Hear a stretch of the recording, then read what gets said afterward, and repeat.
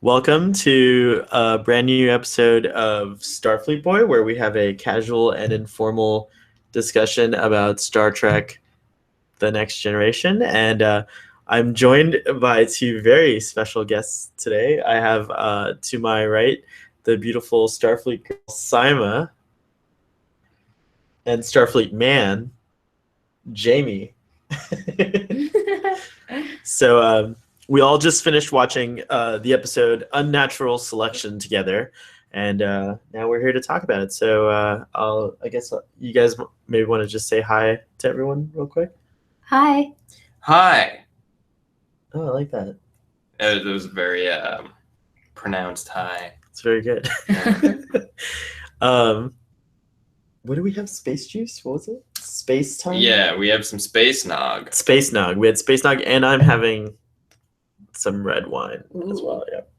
Space nog is like eggnog, but for understanding space. Ooh. And it acts a lot like catnip does on cats, but on humans. Right. So. Yeah. That's a very good explanation. Yeah. Right. Yeah, I think so. Concise. All right. So Unnatural Selection. I forget what number episode this is, but we start out with the Starship Enterprise heading towards Starbase India, and they're interrupted by a distress call or something like that. And then there's what was the name of the starship? Do you remember the one that they found? Ooh. It was With the T? Lastry. Oh. The Lantry. Lantry. It was the Lantry. There it is. Okay, so they discover the USS Lantry. No one's responding. It's kind of just floating dead in space. And they're able to figure out a way to peek into the ship using a special override that only the captain can do. And they see that everyone's dead. And not only are they dead, but they're extremely old. Like they died of old age. And it's kind of a horrifying scene where Captain Picard's like, zoom in closer to that captain. He's like really obsessed with seeing the captain of the Lantry, and it's kind of creepy. Anyways, on a related note, there's another distress call happening at a nearby station, Starbase, where they're doing some kind of genetic experiment, and apparently the problem over there is the same thing. Everyone's getting old, so they kind of figure, oh, okay, this must be related, and they think that like someone who was on board the Lantry who was visiting the Starbase may have given everyone this aging disease, and so they're like figuring out a way to solve the problem, but they can't. They realize that the children on the Starbase, the genetic experiment children, are not affected by the disease. So Dr. Pulaski wants to study them and see if she can figure out why they're immune, so that maybe she can help cure the disease on the Starbase. She's very adamant, and even though, against advice not to, Captain Picard decides to go ahead and let her experiment on this kid. And when they beam him aboard, they find out that this like 12-year-old looks like a grown-ass man, and he's like kind of beautiful. It's like an Adonis. Oh yeah. Anyways, Captain Picard won't risk the ship, so they put the kid and Dr. Pulaski and Data on a shuttlecraft, and when they take the stasis field away, everything seems normal. She's scanning him, but then all of a sudden, just when they think everything's fine, she gets arthritis and is infected by the disease, and realizes that the children, the genetically modified children, are actually the cause of the disease. And so now it's a race against time, literally, to try and solve the issue. But the clever crew of the Enterprise figures out a way through the transporter to return Dr. Pulaski back to her state before she contracted the disease, and then we have a happy ending. That was the whole episode. Yeah. Do you guys think I covered everything? That was a good recap. Yeah, that was Yeah. a good recap. Good. Oh, Aside cool. from that one tongue twister, you failed. I did fail. I did. Clever crew member. So what? This is the part. So you guys are new to the show, Yeah. Starfleet Boy. So we just start whatever's on your mind. Like, what did you Okay. think of the episode? Like, do you have questions? Oh, there are a few things. Jaymie is a Star Trek fan. He's seen Star Trek: The Next Generation at least at least There it is. once in your life, right? Yeah, I've more than dabbled with the show.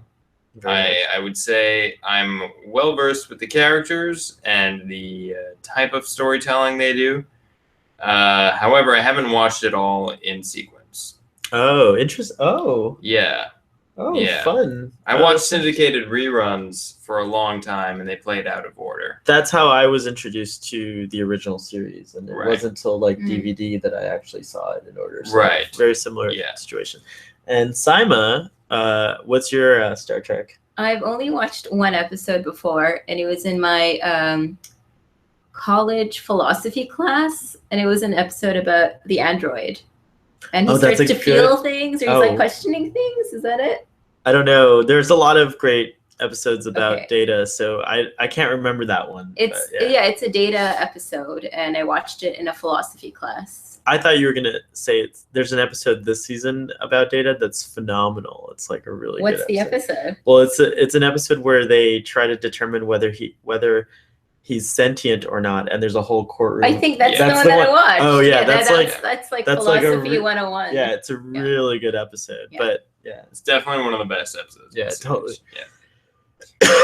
I also had to watch that for a philosophy class. whoa. Oh. So, you guys are from Canada, so in philosophy classes in Canada, you guys get to watch Star Trek. That's pretty awesome. Yeah, I believe we were studying determinism. Yeah, and I'm our not totally sure. our teacher was pretty laid back. We got to watch like episodes of TV shows and movies as well. And Wow. I got to do a photo essay. Wow, that's awesome. Yeah. Well, what's determinism? Well, that's a good question now, because it's been several years and I don't know I anymore. think determinism, if I remember correctly, is like whether or not you determine your own future, like if your decisions are actually what determine your future, or if Oh. everything's like already predetermined and you're just living out this life. And even though you think you're making decisions, it's all been determined. Yeah, I do think that's pretty on point. that's pretty trippy Yeah. stuff. Yeah. I don't know. I wonder. That's a really good question. Yeah, that's certainly a complex question. It's warranted several philosophical novels, so we might not be able to figure it out tonight. But If you believe that things are determined for you, are you a determinist? That I'm not sure of. Or is it the other way around? If you believe that you determine your own future through your choices, then are you Determinant. determinist? Well, yeah, I guess so. determinant. No, that's what Yeah. I'm guessing. I So, don't know. since you only ever saw one other episode, do you have any questions about this one? My What did you only think? What were your thoughts? question- My thoughts were I liked it. Mhm. My question was I kind of pretty much understood what everyone's role was within the USS Enterprise, but the only person that I was like kind of questioning was the lady, this girl with like brown or dark curly hair, Counselor D. because she'd just be like, "Well, this person is feeling good right now." So it's like I didn't understand. Like I understand that she'd give advice, but her advice was based on like someone's emotions. So Counselor Troy is from a race of aliens, or a race called the Betazoids, Beta Z. She's from a planet called Beta Z, and she's a Betazoid. That's how it is. Right. Another tongue twister. There you go. And you failed that one. I failed that one too. It's because I had the space The space nogs. The Okay. spice must flow. So her people are actually telepathic, and Okay. they can also read your thoughts. Okay. So what is that like? They can read your mind. They can actually read your thoughts. So I forget. But anyways, she's half human, so she's only empathic. So she can't read your thoughts, but she knows how you're feeling. Okay. So that's what she does. So apparently some ships in Star Trek, in Starfleet, have a ship's counselor, and that's her actual role on the ship. okay. But she's extra intuitive because she can actually sense people's emotional states. Okay. So that's why she's like doing that. And actually, she's like, it's funny that you didn't know what her role is because like another co-host of mine is always talking about how she's like a superfluous character. Well, she is. That's it. She totally is. And it's like, as I was watching it, I thought this, and I noted that she's like a pretty lady as well. And I She's feel like, beautiful. Marina Sirtis. Exactly. Yeah. And I feel like her role is also just to add a bit of like sex appeal. Which is understandable because I feel like something maybe we should address is that Star Trek The Next Generation is definitely the least pretty of all the Star Trek casts. What does that mean? I mean, their captain is a bald middle-aged man. He looks he's like one fine. of the most. He's like one of the sexiest men alive, and he was voted like sexiest man. Like Jean-Luc Picard. Like I know so many women, young women. He has like because he has like that intelligent thing going, like an old intelligent man who knows what's going on. So I kind of disagree. Well, And Riker's very handsome with his beard. But that beard really just had to go. Wesley's super handsome. Right. So Will Wheaton in this show is You were very just beautiful. commenting about that, yeah. He's very beautiful, very young. But everyone's kind of an old bag on the show. LeVar Burton looks great, but you can't see his eyes. Whoopi Goldberg's on the show, and she looks great. Yeah. Yeah. And I thought Dr. Pulaski, she's a handsome older woman. I don't know. She's okay. I don't know. I have to say, if I watched it as someone who rated things strictly based on sex appeal, I would think that Counselor Troy, the sexiest, is probably an essential ingredient. Of course, being able to process television. So you're saying the original series cast was way sexier 100%. than the next gen? And do you know like Captain Kirk? Who's sexier, Captain Kirk or Captain Picard? Picard all the way. I think Kirk is like maybe it's just me. I William Shatner like weirds me out a little bit. No, yeah, of course he's terrifying, but he was never the most attractive part of the original cast. Spock was very attractive. Spock. Yeah. I don't see that either personally, but that's just maybe on a personal. But Captain Picard wins the day. That's awesome. I think he looks great, and young Patrick Stewart certainly was very attractive. He's basically just a thinner version of current Patrick Stewart. So this episode deals with like aging directly. So actually, you do see Dr. Pulaski, like she's already kind of a little older than middle age, maybe. Mm-hmm. And you see her age, and all these people are aging. And you were just commenting about Wesley and looking so beautiful in his youth and things like that. What are your personal thoughts on aging, and how are you dealing with aging? Like, have you noticed yourself aging? And you're both very young. I'm the oldest person in this room, but I'm just curious to know what your thoughts on aging is. And did the show evoke any of those thoughts, or did you find yourself thinking about it this episode? I didn't think too much about aging on a personal level while watching the episode. But my thoughts on aging are like, it has to happen to everyone. It's inevitable. I guess on a personal note, I try to lead like a healthy life and eat right and exercise so that the aging process happens in a good way, I guess. Like a graceful. Gracefully. Yeah. Right. I mean, I do notice myself aging a little bit. My face thinned out as I got older. I've noticed, my hairline has been perpetually receding at a very slow rate. No. Very, very slow, since I was about 18. So that's just ongoing. But, you got to get older. There's so many great things about getting older. You get better at things, right? That's true. Well, I've noticed the opposite. My face went from baby fat to like slimmed out, and now it's puffy again. Right. So it's like, I think I'm 38. I don't know what are you, 25? I'm 25. I'm 25.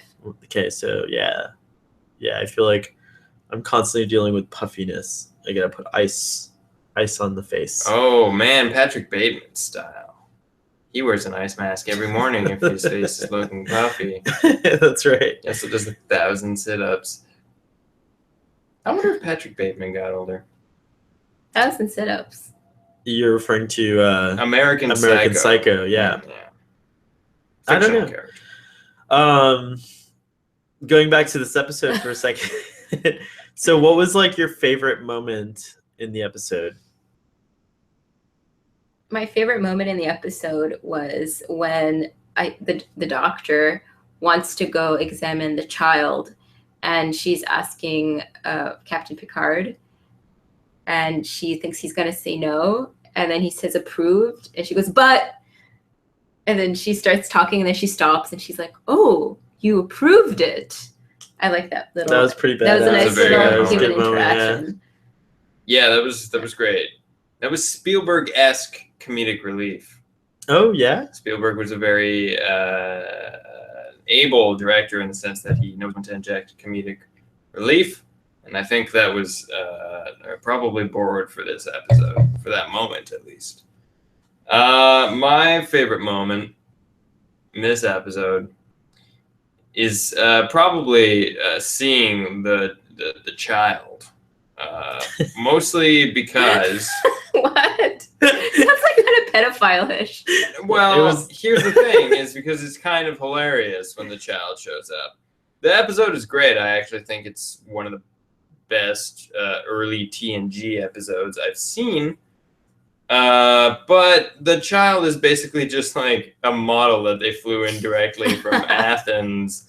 And you can tell he just doesn't know how to act. He's just sitting there smiling. Right, that's why he never speaks. Probably like he's perfect. Right. Yeah. It kind of Do you think they wrote that he was that he would not speak after they met him, and they're like, "Oh, you can't act. You cannot speak." That's a really great question.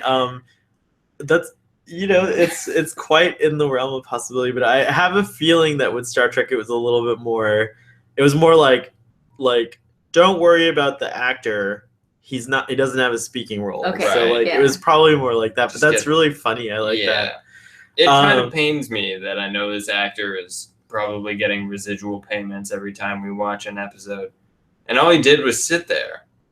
All he did was sit. And look pretty. He looked really pretty, and he looked very concerned. Well, actually, he didn't look concerned at all. No, he was smiling. He was doing an audition for all of America. And they didn't even show him that much, to be honest. Well, I mean, this is like the 80s, like 1989, and so I think they had like a limit as to how much like screen time you could have for a naked person on. Okay. Well, he wasn't naked, but there was a lot of skin showing. It was a kid show, not a kid show, but a family show, so they couldn't show him that. It'd be overwhelming. I know as a kid, I was probably a little overwhelmed. The first time I saw this, was you got excited. Well, I'm sure I did. I'm certain I was excited. Yeah. My favorite part of the episode was Worf rolling his eyes in the conference room. Oh yeah, I didn't notice that ever until this time. I've watched this episode probably 3 times now, and this is the first time I ever noticed it. I thought that was brilliant because it's no one's listening to him at all. He's I mean, he doesn't give the best advice. The first time he gives advice, he says, we should board the ship. If they had done that, everyone would have caught the disease and died.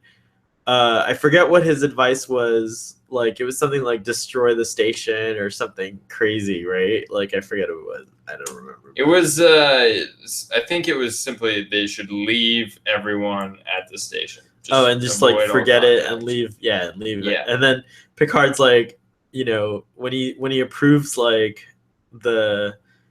he approves the first thing, I forget whatever it was, to stay and investigate, that's when he rolled his eyes. Yeah. And it was great. I was like, oh my God, that's amazing. Yeah. He's actually rolling his eyes.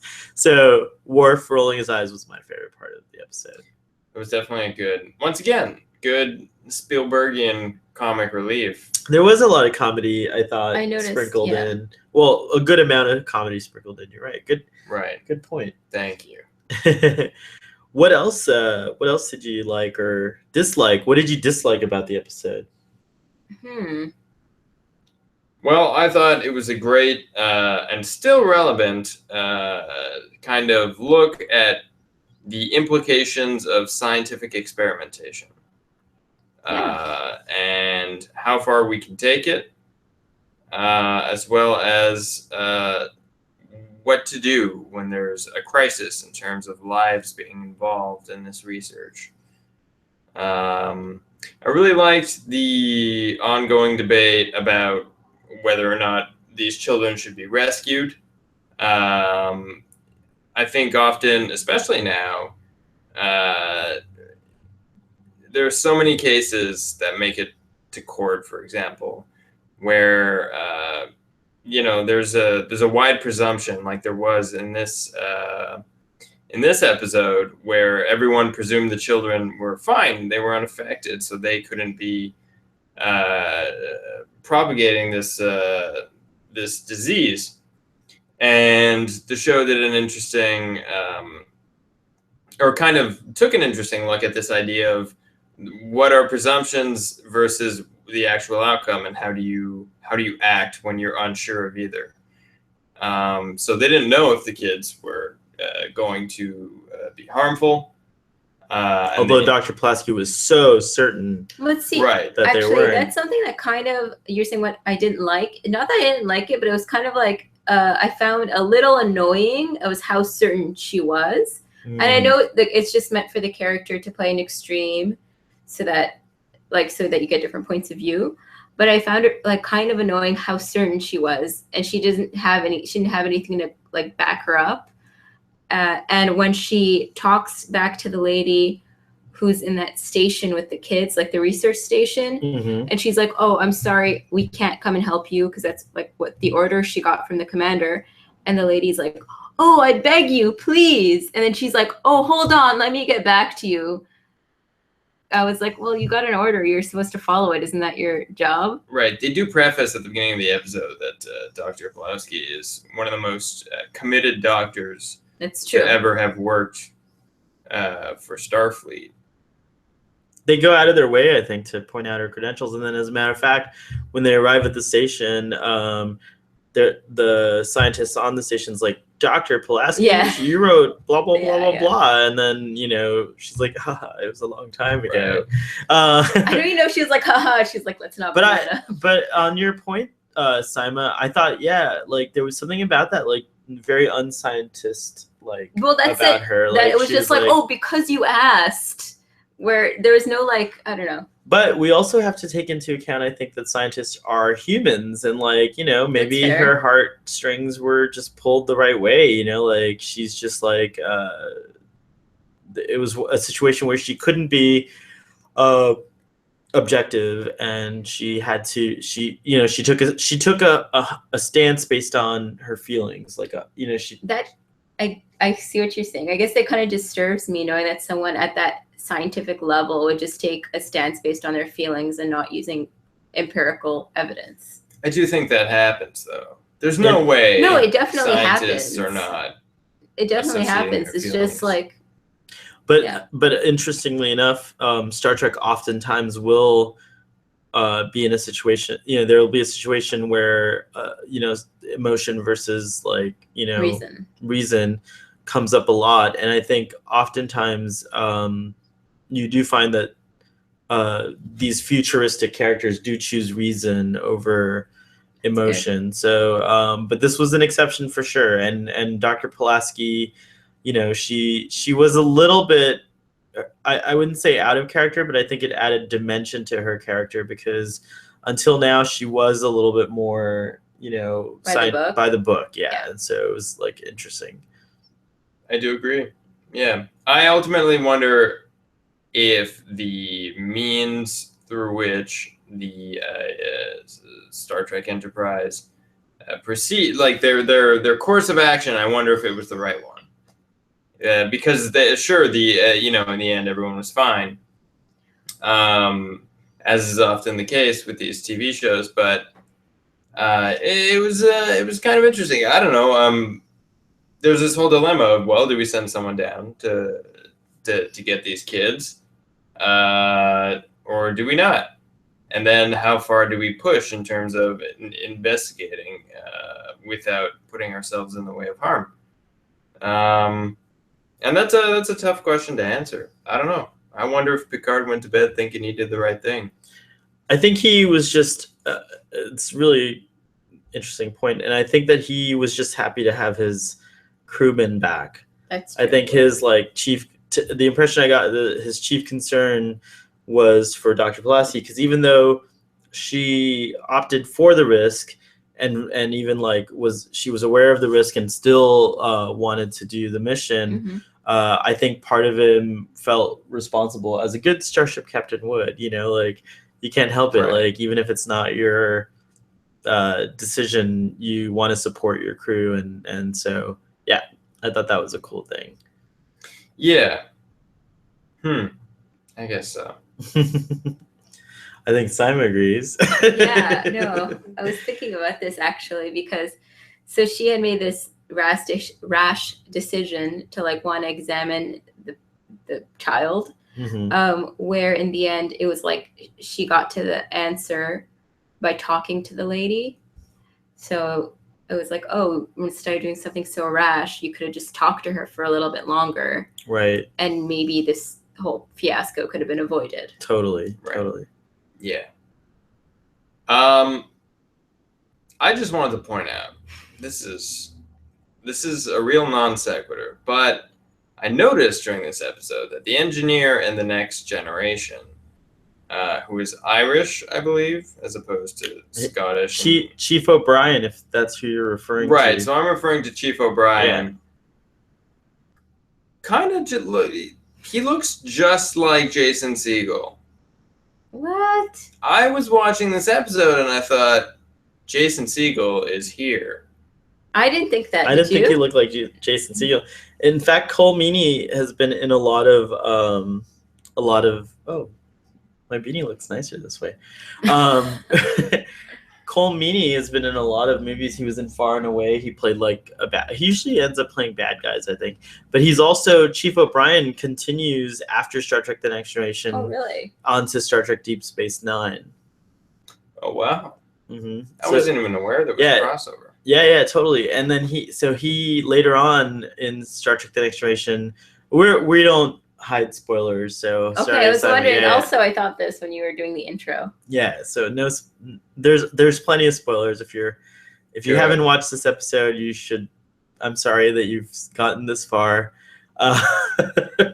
That you should probably go watch it and then come back to our discussion. But anyways, if you haven't watched Star Trek, then you're in for a lot of spoilers. And so here's another spoiler.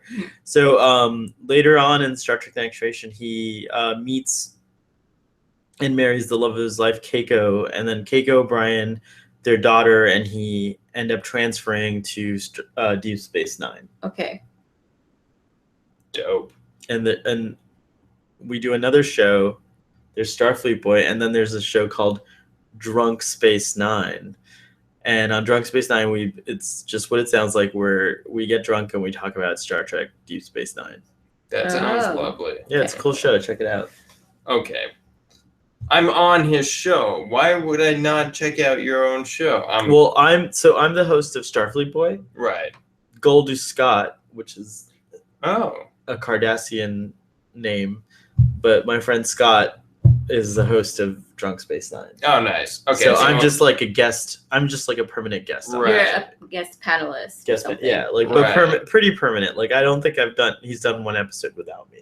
Well, because he knows not to go without the best. Wow, thank you.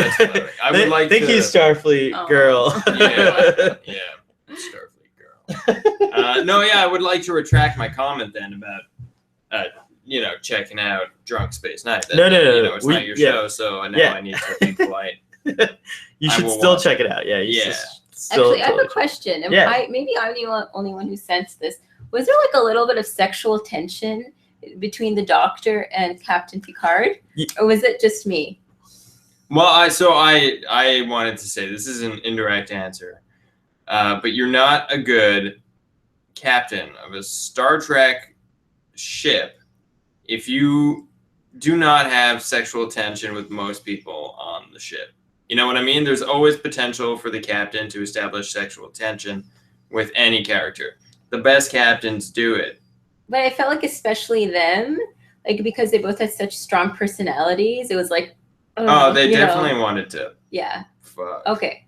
I don't think that's true. So in the first season, we meet Dr. Crusher, who's Wesley's mom. Okay. And there's definitely a sexual tension between them. I mean, it's like pretty much they hit you over the head with it, right? Okay. I think Captain Picard like admires Dr. Pulaski, and in a way he finds her like maybe fascinating or something, but I definitely don't think he wants to go to bed with her. Okay. I think that maybe Dr. Pulaski might not want to go to bed with Captain Picard either. I think she'd be more into like Commander Riker. Just saying. Yeah.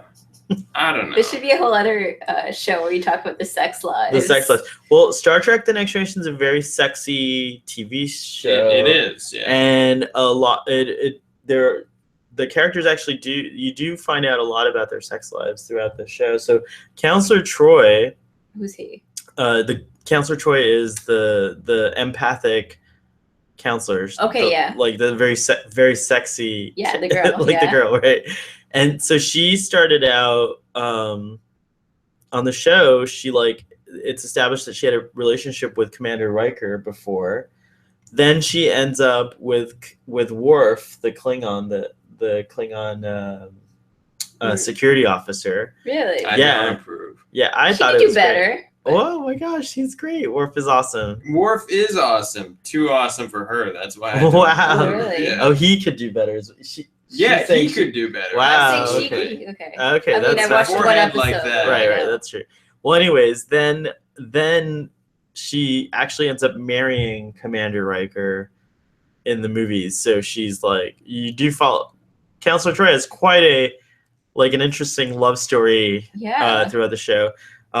Data gets a little action in Ooh. season 1. I think later on too. Is it android action? Is it No, human action? he's fully functional, so he's able to Oh. provide pleasure for humans. Do you think he glows everywhere?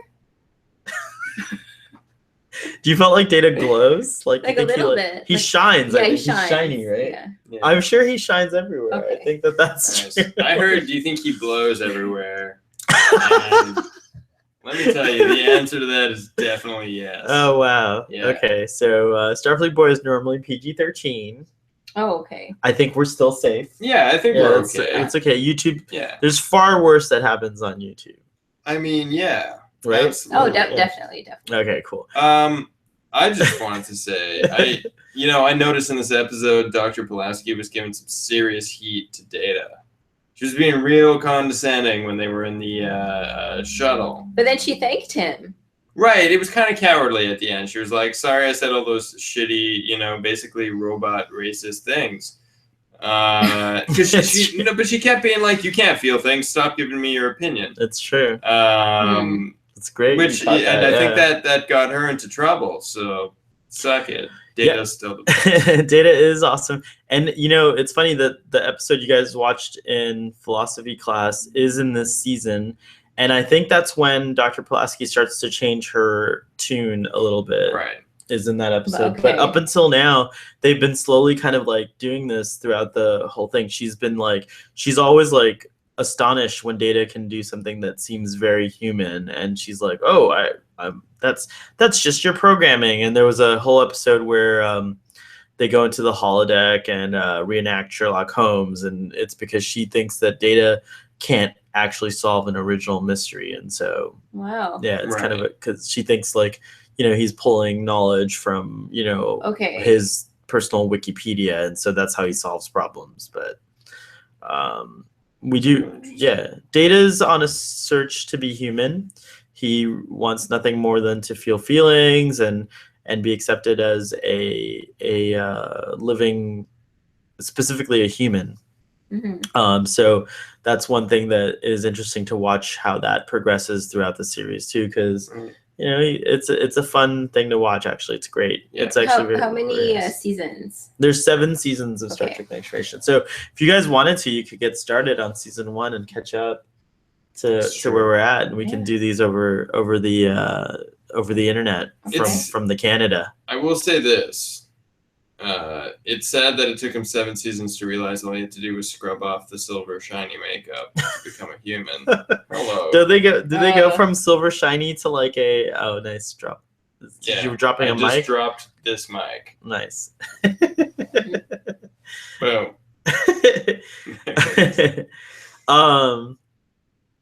Great discussion so far. So what were we talking about just now? Oh, a lot of there's Data has some sex. I think Wesley has some sex. Like Captain Picard, even later finds good for him. Finds someone. A couple of someones. There's like a couple of characters that he finds later. I was always under the impression Picard was like just a non-committal hookup dude. I get the feeling he's like taking little side missions out on on off days and kind of like, because I feel like he's into like variety. This is just what I presume his sexual interests are, and I like to think he was perusing planets for new alien life forms that like do. That's just how I feel about it. I think that Captain Picard is more apt to read a book or listen to a symphony, or you can do all kinds of things like that. I think he can just do it all. I don't think he has to choose one over the other. That's true. It's a good point. Yeah, I mean, he's so human, right? He's so deeply human. I feel like if he's a non-sexual guy, he could never be so human. And I don't think it's that he's non-sexual. I think that like there's an episode early on in season 1 where a very sexual character who's like, known for his prowess or whatever is like, but Captain Picard, you're like the captain, like you can bang anyone you want to. And he corrects him and he says, well, on the contrary, I find myself really just it would be inappropriate, first of all, and he has to keep like, I think that's a professionalism, a professional relationship. And then the other thing is, then like, to your argument, like, well, okay, fine, he can't like have relationships with the crew, but he goes off on these like kind of sex excursions. I don't think he has the time for it. Like the Enterprise has a very busy schedule, and I did say schedule, and I'm readjusting myself here, make myself more comfortable. But I really don't think that he has time for it. I disagree. I'm going to disagree. Maybe he doesn't. I think he doesn't. I agree with Sohail. I don't think he has time for it, and I think he's like a very well-respected man, and he knows better than to mess with people. He knows whom he can and cannot sleep with. Right. See, I feel like he's doing sophisticated hookups. Like what would that be? Like call? Like what is that? Like call ladies? I feel like he's no, that's not sophisticated at all. I feel like he's probably going to like swanky alien jazz bars and like chatting it up with the business class on that alien planet. Well, you know what? He seems like the type of guy that if he went to an alien jazz bar, there'd be a lot of ladies who would be into him. And then he kind of have his pickings and pick who he wants. Right. I mean, yeah, I don't know. I just feel like he's like an intellectual who just hooks up with other intellectuals. Well, so I guess case in point, the show's very sexy. Yes. Yeah. It's too bad they changed the suits after season 1. You like the tighter? Oh, tight shiny suit. The Troy girl, she has like a little deep V, I noticed. Yeah. And hers is very tight. Whereas the Doctor and everyone else has like a higher collar, right? Yeah. Right. That's true. That's a good point. Yeah. Why does the counselor get to wear a leotard? Because she's like a sexy lady and they want to show off her figure. I mean, probably. But like, what do you think the practical reason on the ship is? Like, everyone else has to wear a uniform, but she doesn't have to.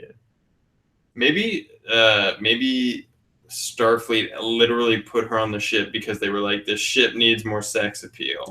Boom.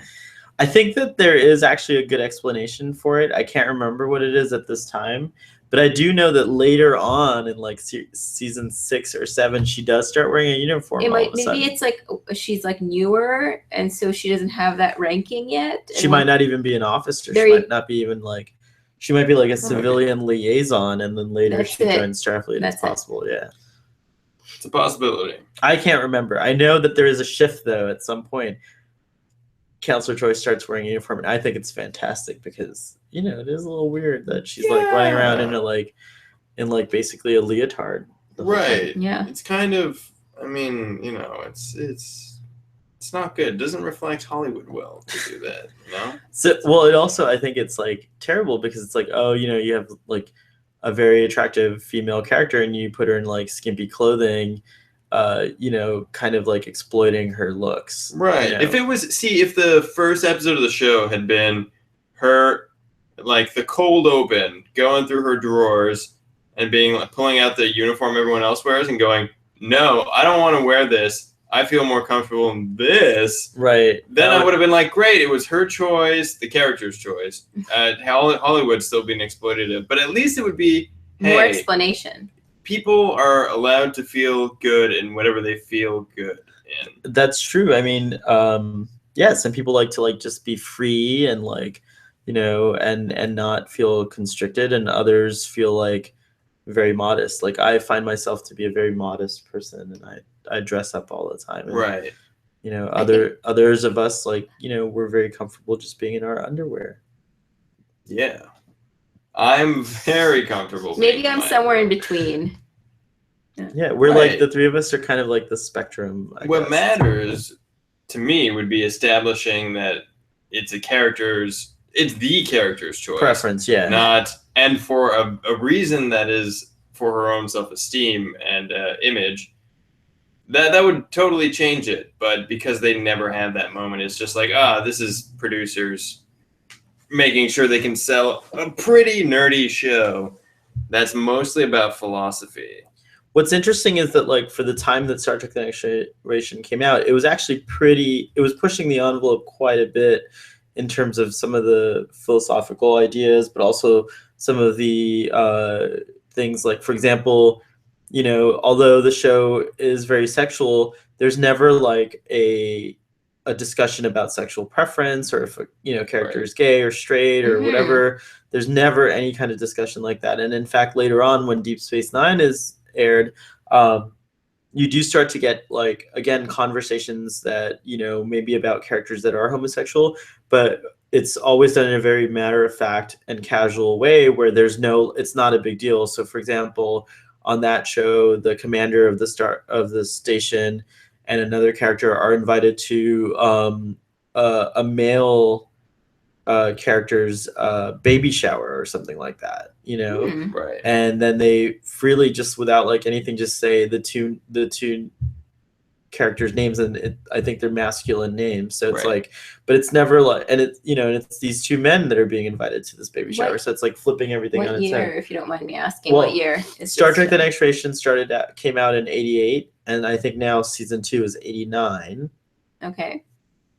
And then Deep Space Nine, I think, comes out in like the early '90s at some point. Okay. So yeah, and then that being said, so Star Trek now it seems like a little dated because we have the benefit of being in, like Star Trek aired more, the Next Generation aired more than 20 years ago. So it's like, oh, okay, some of it's a little funny and laughable, but at the time it was actually quite, evocative or whatnot. Mm-hmm. What do you expect from the new Star Trek show coming out, Star Trek Discovery? Like, what do you hope to see on the show that is going to push the television envelope and push thought forward philosophically on Star Trek Discovery? Yeah. I mean, I would love to see. I'm just dying to see any TV show really sink its teeth, especially a flagship show like Star Trek.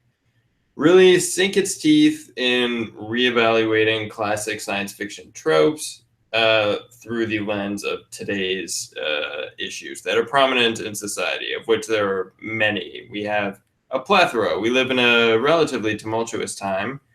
And I think it's time that,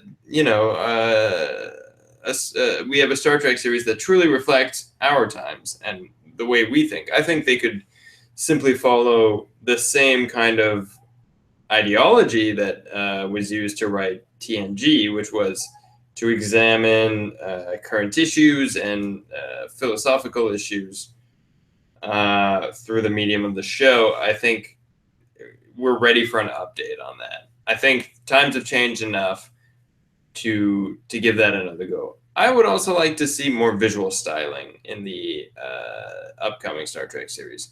I think all the series have kind of had the same, more or less, visuals. I would hope Brian Fuller, show running it would have that impact, and fingers crossed it will. I think the new show just needs to bring it visually. I mean, Brian Fuller did Hannibal, which was one of the most immaculately conceived visual experiences for television. I never saw that show. I'll have to give it a chance. You'd like it. Okay. Yeah. I'll check out Hannibal. All right. Well, do you guys have anything else to add about this episode? Not that I can think of. You? Yeah, LeVar Burton was in the back of a lot of scenes. I would have liked to have just seen more of him. It was just I was watching one take and I was like, they asked LeVar Burton just to stand at the back of this scene with his back turned to the camera for like 2 or 3 minutes. I didn't remember Jordy was on the episode. He was on. It was a shame. It was a shame. You don't just have LeVar Burton on there. Well, a lot of times TV shows save money by like maybe showing the characters around but not actually like having them on, so it's like everyone kind of gets like, this episode was like Dr. Pulaski heavy, so they were like, okay, well, who can we like lighten up in this episode so that we could save on budget, That's true. Although I don't know at the time this show was made, I don't know what union rules were, but as far as I know, if your name is in the opening credits, and if you're part of the regular cast of the show, regardless of whether or not you're in an episode, unless you're billed as a guest appearance, you are getting paid for the episode. I do believe that the only starring character is our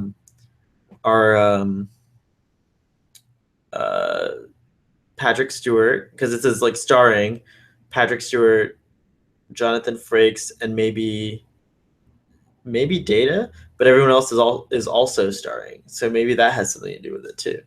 That's possible. As far as I know, it would be anyone who's on the opening bill like that. I might be wrong. I have to now watch the credits. But that's interesting. Yeah. Maybe that's why also starring is used in general. Maybe that's what that loophole is about. Yeah, maybe the star is the only person that gets that privilege or whatever. Yeah, and I wonder what "and introducing" does. They do that introducing. Yeah, they get paid less. Maybe it's all about pay scales. Yeah, it's true. Equal pay for "and introducing." Anyways, this is the part of the show that we rate the episode, and we have a scale from 1 to 10. Right. So I'll since you guys are the guests, I'll let you go first and give us your rating for this episode. Starfleet Girl. Okay. Can I do 0.5s? Yeah. I give it like a 6.5 to 7 cool. on 10. Oh yeah, no, I think it's an 8. An 8. Yeah. Great. Well, I'm gonna give it a 7. So Jaymie liked it more than me. That's awesome. Yeah. Look, I'm a little rusty. No, it's okay. I'm glad you liked it more than me. All right, so that concludes our latest episode of Starfleet. It was a pleasure having the two of you on, but it's even more of a pleasure to have you both visiting me here at Starfleet headquarters in Seattle. So This was like a real cool thing. And unfortunately, we're about 12 episodes ahead, so you won't see this episode for another 12 weeks. But it's all good. It's all good. It's all right. It's all good. We have an important space mission to be on for 12 weeks. So. Ooh. All right. Well, everyone live long and prosper. And yep. Can you do that, Saima? Oh, am I doing it wrong? No, close. Oh. Really? You got to put those two fingers together too. Can you do that? Oh. Yeah, there you go. I think I have trouble with this. Oh, nice. Some people do. William Shatner can't do it. I don't think I can do it. Yeah. That's okay. We'll do it for you. So live long and prosper, everybody. Here we go. And drop that mic. Drop that mic. Boom.